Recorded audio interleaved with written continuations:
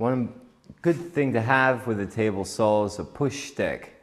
Keep your hands away from the blade. I've got a piece of mahogany here, so I'm going to make a real simple one. You take your fence, set it to about 3/4 of an inch. I want that depth, so I'll measure from this side of the blade. Now I'm only going to cut about 2 inches back.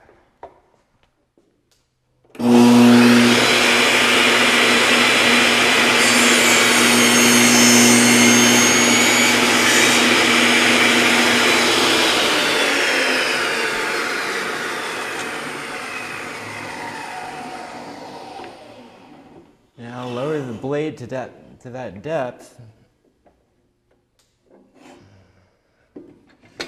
Just the fence.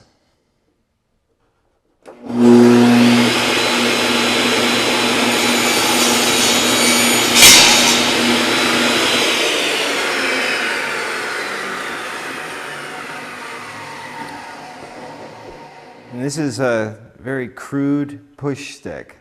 You'll be able to use to push your material through, keeping your hands away from the blade.